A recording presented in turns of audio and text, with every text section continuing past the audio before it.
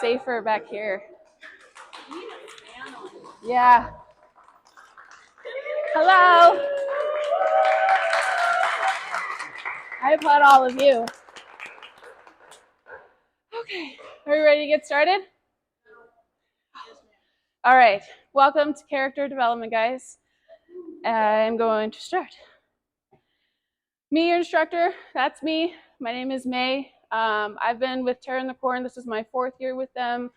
I've been haunting since 2008. I've been with 4, well, if you count, I don't know. We split and then come together. I count them as 4 different kinds of haunts. They each had different styles, which was an old Victorian hotel, Terra in the Corn, which is obviously Western.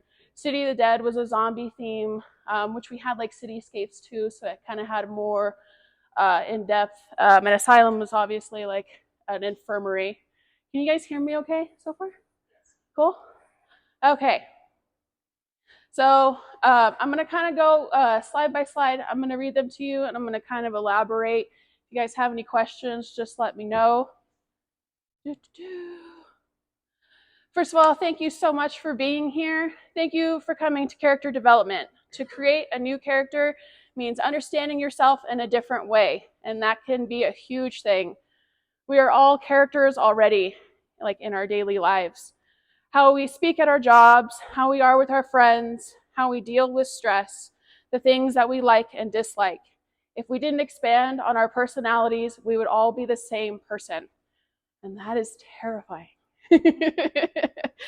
Today we are learning on how to expand our personalities in a haunt setting and what to do to create a strong, scary character. Now, before we start going like in depth with everything, who already has a character in mind that they have done before? Show of hands. They're doing the same character that they've done before, like this coming year that they plan on doing. Who is doing a different character and like plans on information, already knows who their character is, but you were doing someone else? Okay. Who is doing a different character that you have no idea like what you're doing right now? Stop. Cool. And that all of those are totally okay, because we're going to talk about each of those. Woo! Sorry, I'm so hot, guys. We know. Shucks. Settle down.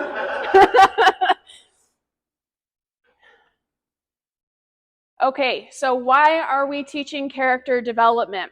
Developing your character allows you to stay on your toes in any situation. Something that I learned the first time that I was a lot monster with Kaniva at City of the Dead. Well, back up. So I, in my room, I was a character that said nothing, and I'll tell you more about her later.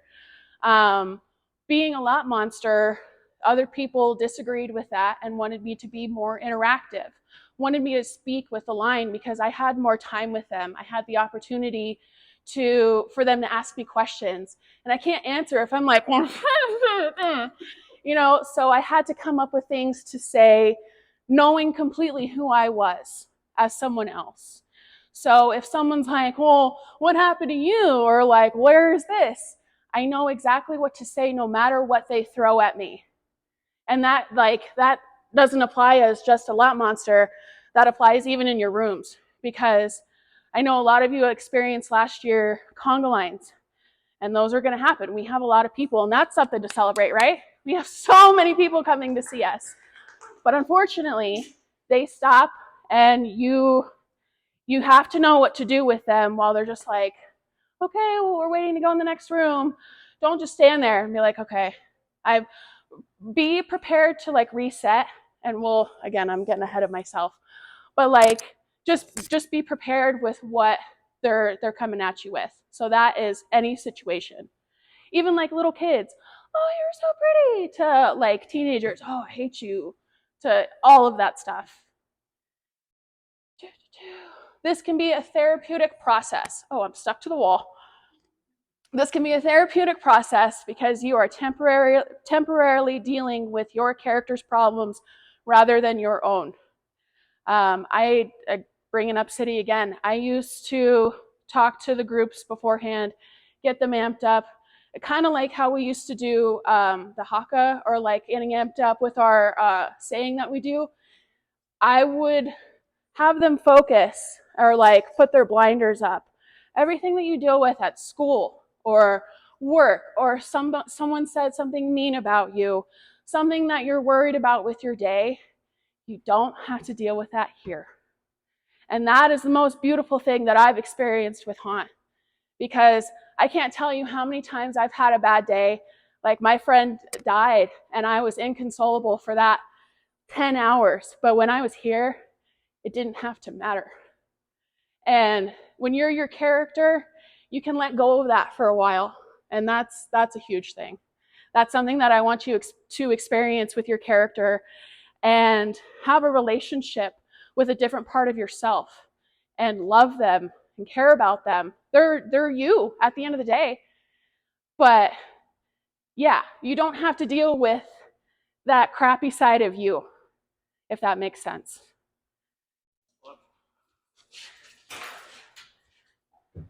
No, what? Okay.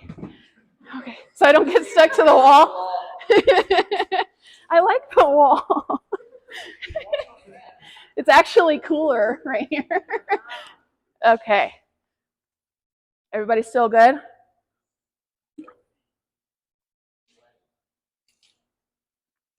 Making characters is great for your imagination. They are just like best friends. You can have more than one. That's something that I struggled with leaving 13th Door. Like, that was my first haunt. And I was like, wow, I created such a big name with her. I'm kind of scared doing something else. But you can.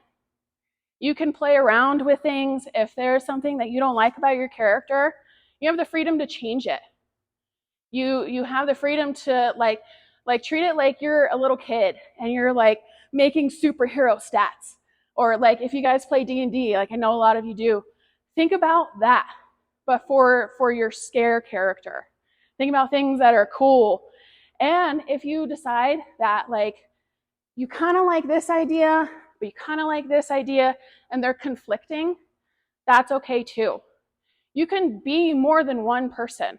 You can have more than one identity. I know it's kind of tricky here because you have one room for the whole season here, but that doesn't mean you have to take your attitude the same way. You can like be super happy and jolly, and in the same situation, you could be like super different. And it can still be the same environment, but have a completely different feel because of how you're acting. Make sense?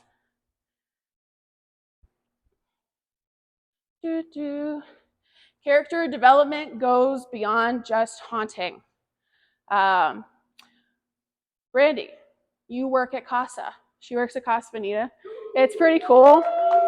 Sorry to like put you on the spot, but like we had the opportunity to interact with some of your characters.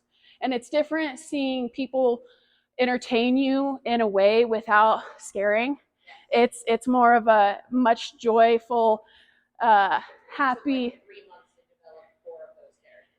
Yeah, and that can be just as like detail oriented. I don't want to say difficult because it's all part of the fun, but it goes beyond just scaring people. It goes to like again in your daily lives, how you interact with people. The other day, sorry, my voice is cracking. I had a spare bag of chips in my car from a party that we had. And I rolled down my window and gave it to a guy with a sign. And I could have not. I could have just drove away and ate my chips at home. But I wanted to give it to him because I wanted to interact with someone that I didn't want like a reward of my own. I wasn't expecting anything back from him.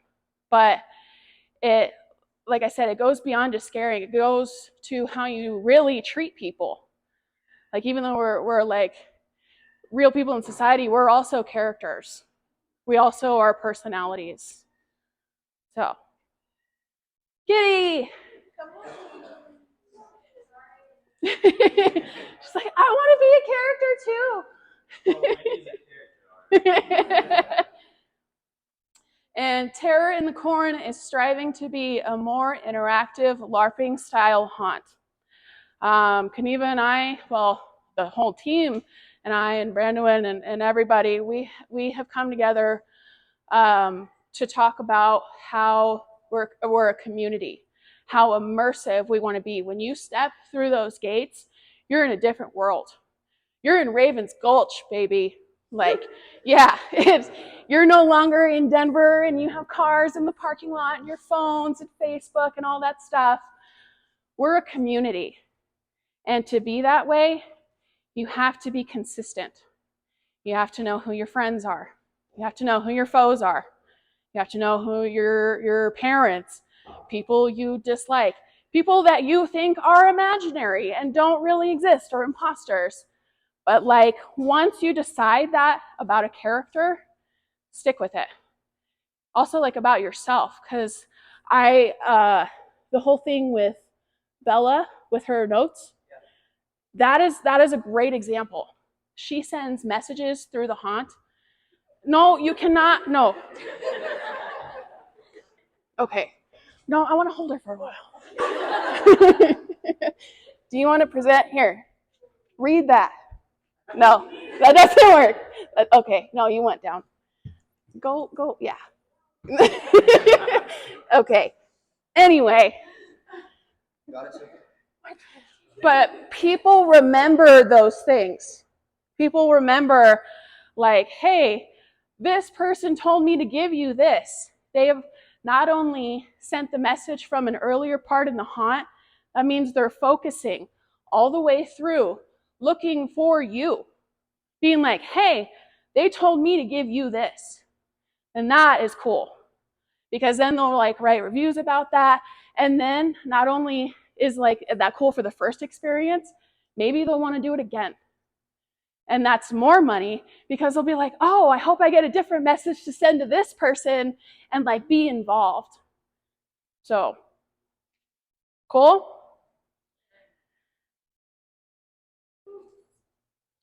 Where are you going? Okay. Okay, all right. Okay. What to consider when you're developing your characters? It's age, backstory, details, relationships, and social interactions. And I know some of those are kind of the same thing, but your personality has to bleed into everything else. I don't know if you guys came to my character development last year, but something I didn't include in my slide that I want to bring up, we had made a stick figure on our whiteboard, and it was huge. And we made a little house just around it. And it was an accident. We were just scribbling and stuff, but I want to remind you guys of that message, to be bigger than your room. Be outside of that. Be a kitty and be like, I don't care. But yeah. So relationships and social interactions are a little bit the same thing, but I want to elaborate before I go into the slides. What I was meaning with relationships is what I was saying before. Our inner community of Ravens Gulch. Who we are as, like, what do I want to say? Who we already know. And then social interactions are our guests, who we do not know. People who are unfamiliar with our turf. Fair? Okay. Age. Like it or not, your age has a lot to do with your personality. The young are curious, the old are wise, most of the time. Is your character an old soul, or are they young at heart? Are they never wanting to grow up? Are they growing old every day? How do they feel about interacting with people older or younger than themselves? So you could be like really old, but you want to like flirt with the young boys. Hey, Sonny, what are you doing? Or those same boys that are younger. Oh, Jack, nah, but I remember when I was your age, it was stupid. Like, you can have a completely different attitude about what you're saying and still be old if you want to be old, or still be young and be like, what are you doing? Or being like, Ew, you're gross. I never want to grow up. Like, you're a pirate. So, age, start thinking about that.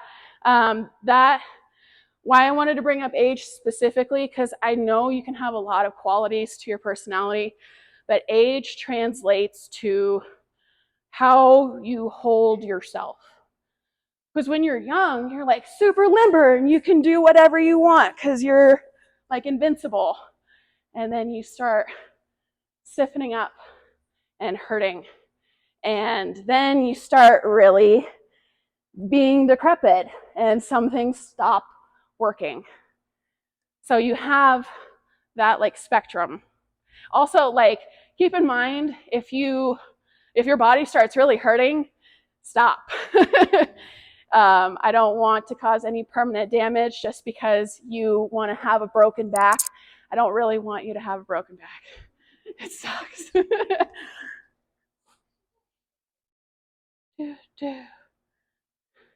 Backstories.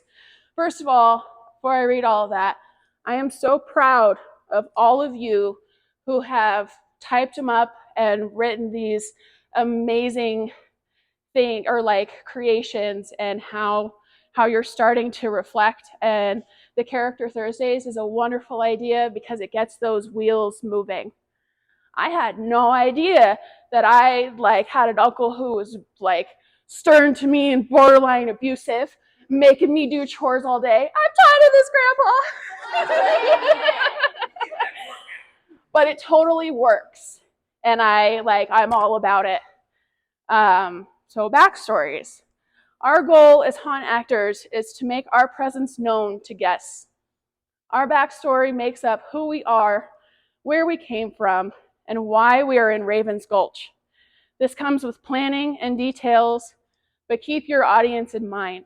If you have a fast group, stick to quick chirps. If you have a standstill conga line, you have their attention captive and can speak more on your story. However, always be prepared to send them on their way forward. So if you have someone who's like, okay, I'm trying to get away from you, you have your main details that you have to focus on to make sure that they know who you are, as they're not even stopping from you. But if you have people that want to like check it out, check you out, or again, those things, those conga lines that they just stand still and they're waiting, you have more time to be like, well, my name is Penelope and I'm from this place and you're pretty cute, and like more details of who you are. But then the second when they're like, oh, the line's moving, farewell them. Try and scare them again on their way out. Like, see how many times you can get them, and then make sure that they're moving forward.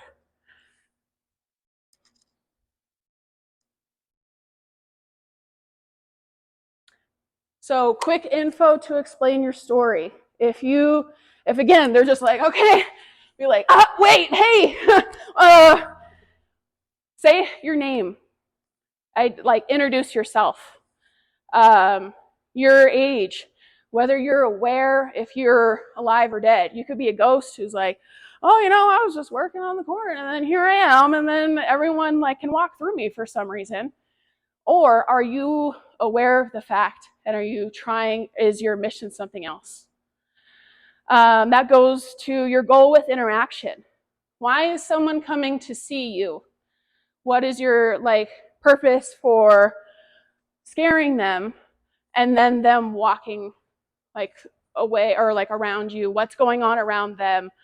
Something maybe cool about where you're at. So you can be like, hey, this thing, make sure you're showing them, or something's on your costume, or you want to show them a cool thing you can do. Just your timing.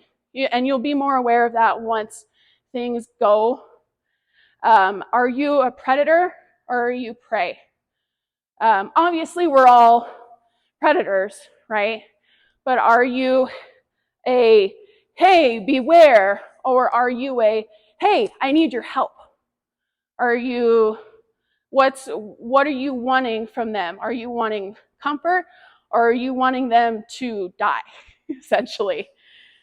And last but not least, most importantly, actually this should be number one, obviously, is your scare. Why, what are you doing that identifies your character to frighten them the way that you are? Crawlers is a great example. They have a whole story of why they're on the ground versus why they're up here interacting with you, like to your face versus your feet. What else? Like even down to puppets. That is still character development because you have to see what works and what doesn't work. I've seen puppets, they just scoot them out like a shopping cart, and then they're like, okay, cool.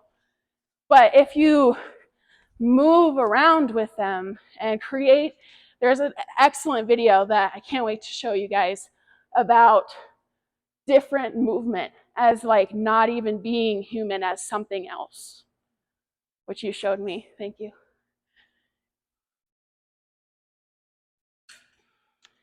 It's all in the details.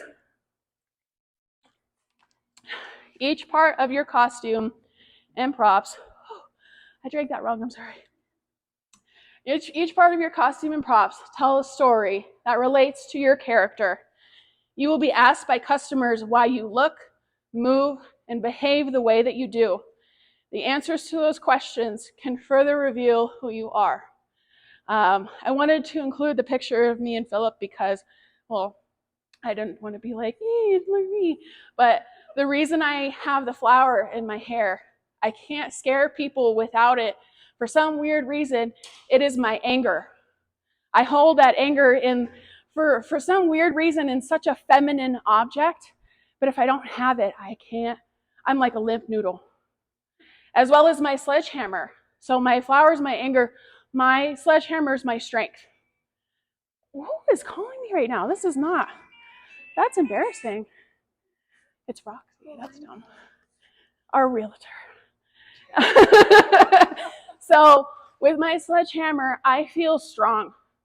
With 300-pound dudes who like aren't afraid of nothing, they better be afraid of me because I have something that can always outweigh them. Even though it's made of foam, they'll never know that. But without those two things, I can't be Penelope. I've done different dresses and like I've had different costumes, but for some reason those two accessories, I need to be that character. And I wanted to include Edwards as ringmaster because your story is so cool to me. And it's because you take a different approach to haunting and scaring. It's a charming entertainment, and that's awesome. You have the ability to be like, oh, hey, gotcha. And it's still like, it gets you. But your story, like about your eye, isn't it like a lion attacked you? Well, yeah, it's like I worked with the circus. I had made the mistake of having an affair with the lion king's wife, and called into the cage because my wife, of course, was already dead by this point. And I went in there, and she had already been mauled by the lion. I went in, the lion king shut the door on me, and of course, I got mauled by the lion, so that's why everything was all torn, shredded. That's why I lost my eye. Damn. Obviously, stupid little details like we have a little bloody fingerprint right up here on my hat because I would always stick in my hat, so there was obviously always blood there. But yeah, with that character, mine is the king. I have kind of that power. Exactly. For me, the king that I have is what allowed me to get the posture that I wanted, to get the walk that I wanted, to get the movements that I wanted, because I would play with it a lot, spin around and do things. A lot of my characters happen. And yeah, my whole idea was I wanted to draw people in. I wanted to direct people, I wanted people to be comfortable so that I could get them.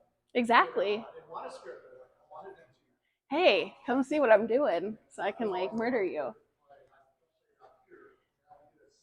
Yeah. Yeah. I think that's fascinating. And like you said, with your cane, like you can't get it right without it. And I really appreciate that. Even to like the little details when you would give playing cards out. You really think of those things, and that's pretty cool.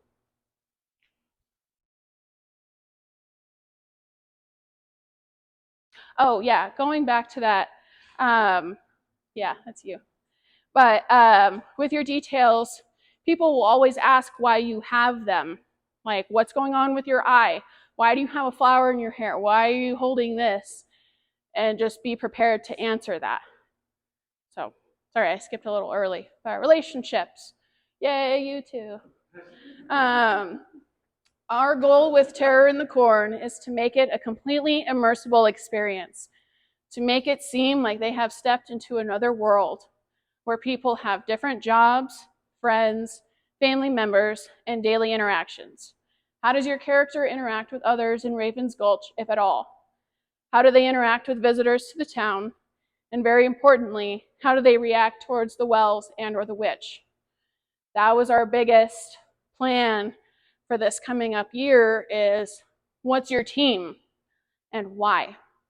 How do you react to just the captains of those teams or everybody involved with the opposing?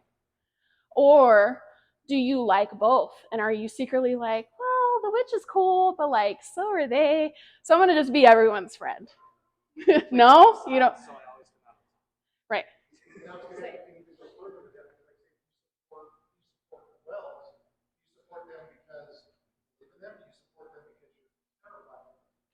Precisely.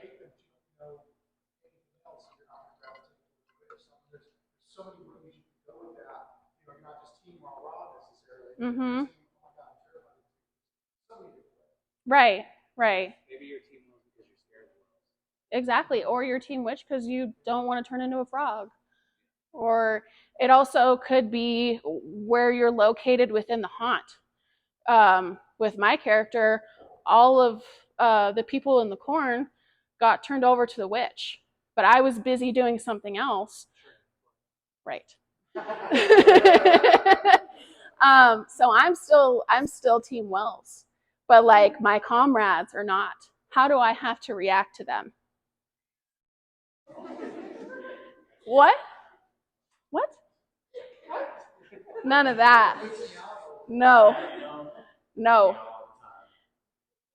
Oh yeah, my volume's up, right? It might be really loud. I don't know. I forget when videos are coming up. Social interactions.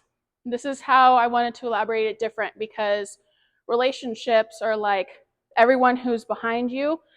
Treat social interactions with everyone who's in front of you, with people who are coming in to see you. There are many different social traits that need to be considered when developing a character. How you speak translates your personality. Do you have good vocabulary? Can you even speak at all? If not, how do you communicate? Since we are entertainers, always go extreme. Use a lot of body language and facial language. Practice in front of the mirror and take posture, eye contact, mouth movement, and arms and hands into consideration. So if you're really kind or like a nice person, just be like, hey, and never let that go and just keep smiling at them. And the more like you're nice about it, the more uncomfortable they are. And just continue and then just make it more and more.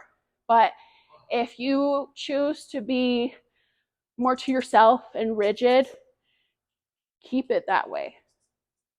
And Kitty, hey, I'm saying an example.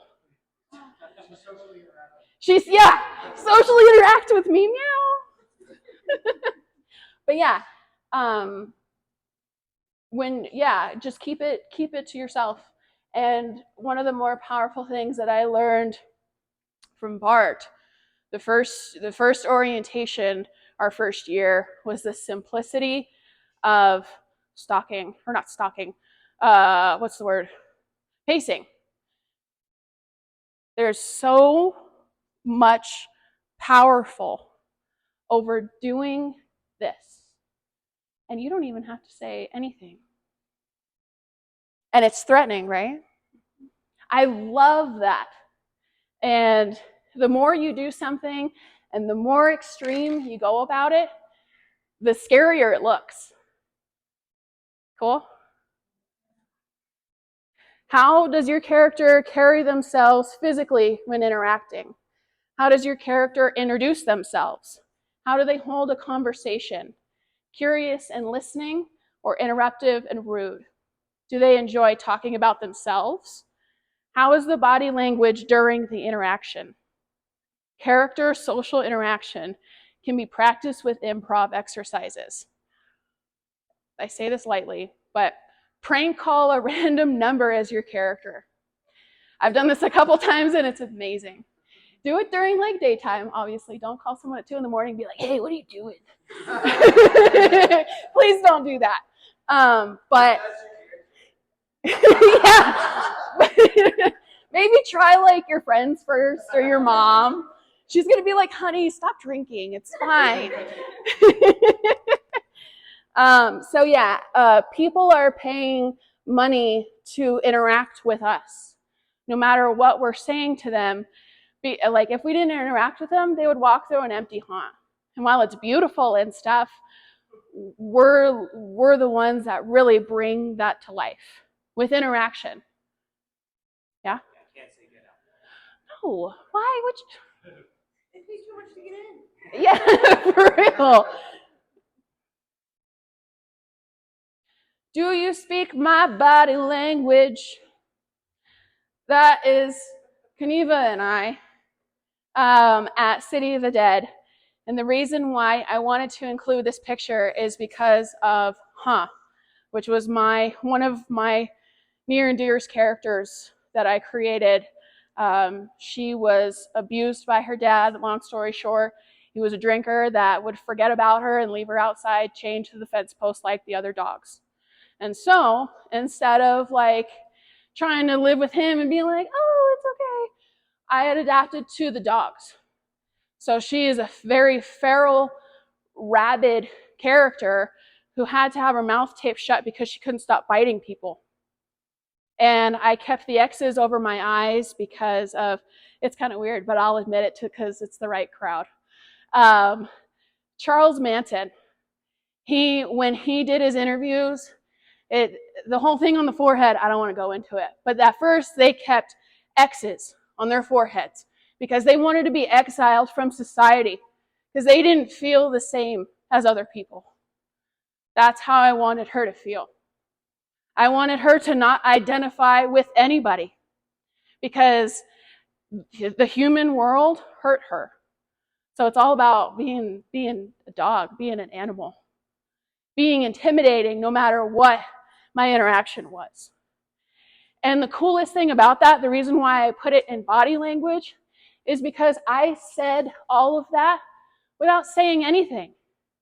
I had tape over my mouth. And then when they pushed it forward and I was a lot monster, I'll stop calling it a lot monster. I'm sorry.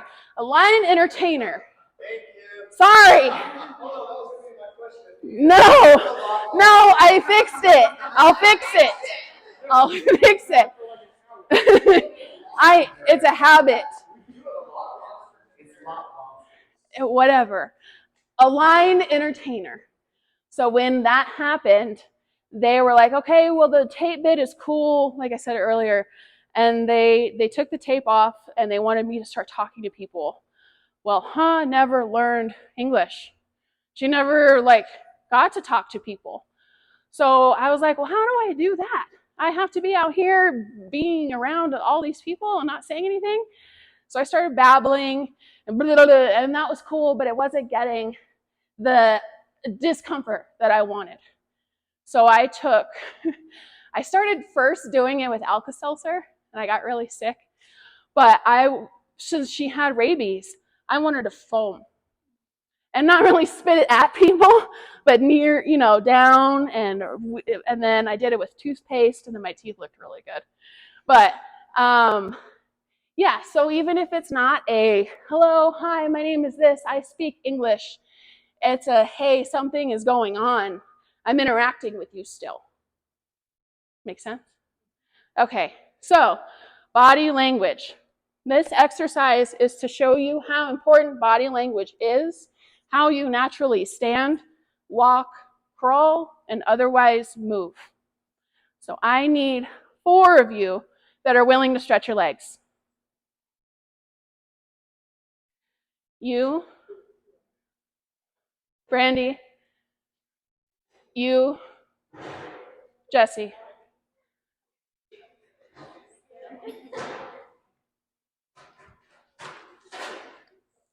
And please stand in that order because I have to remember which ones you are.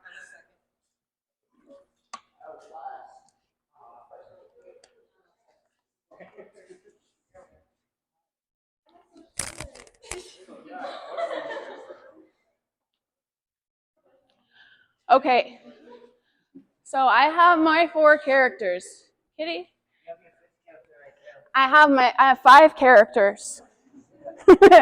So, I'm about to whisper identities to them. They're very vague identities, but they're going to, just based off of their body posture, they're not going to make any noise or say any words. And you can either say it out loud, think to yourself. I don't want to raise hands because that's going to, whatever. Okay, down. Oh, God. Oh, okay. Yeah, so I'm going to tell them who they are. They're going to hold or be constant or moving, just no sounds, no words. Okay? I will make booty noises. Oh, you're tall.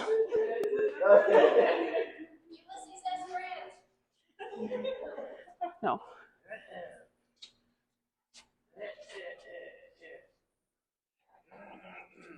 That's why. That's why.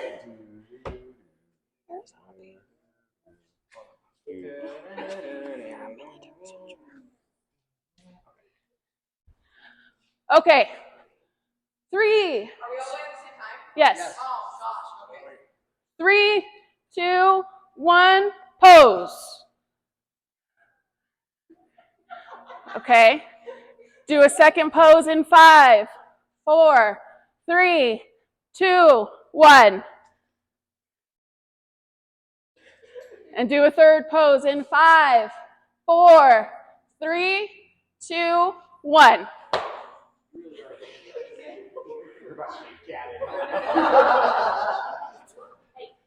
Okay.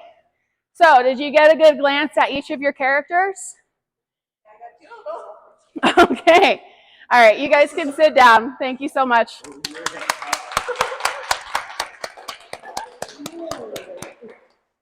Okay. So think in your heads, try and remember what each of them were doing. Can you speak body language? Can you guess what the first character was? Gunslinger. Cowboy. Can you guess what the second one was? Which are we going to right? Gorilla. Left to right. Yep. Gorilla. Gorilla. You guys are awesome. See, and they didn't say anything to you, or they didn't make noises. So you could be at the end of a long hallway and they can't even hear what you're saying yet, but you can be a gorilla already and they can see what's going on. Because I'm in a dress, okay? What was the third one? Good at this game. Zombie. And who was Jesse? He was a military soldier. But see what that does? Like, you can be something super drastic and just use body movements. And it's really important what you're doing because they see this before they hear. I was about to see, you can't see words, but hear what's coming out of you. Hey. Subtitles? Have like a little screen with you? Closed captioning. And viewers like you. Thank you.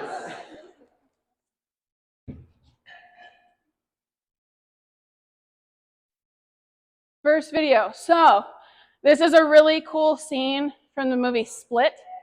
I agree. I very much agree. So, If you've never seen the movie Split, it's about a man who has multiple personalities, and one of his personalities captures a woman. I don't want to say whatever because you need to watch it. Highly recommend. But the reason why I wanted to include this is because of body language. The personality can change how you carry yourself instantly. I want you to count how many times, well, I actually don't know the right answer, but like, I want you to see how many times you can see him switch. And like, if you can see what's making him switch, or the interaction between all the different personalities. And it's really cool because it also shows that, like, going back to if you have conflicting ideas and they're like different people, have different people. I don't care. That makes you more interesting because then you can like have them all play together. Yeah, so please, if you wouldn't mind, take a second. We are going to do intermission here shortly. I know you guys are all really warm. So yeah, take a second and count how many times you can see him switch. Sorry, there might be an ad. I have the premium, but it's not working. Verizon is good. Yeah. Blur this part out, can you?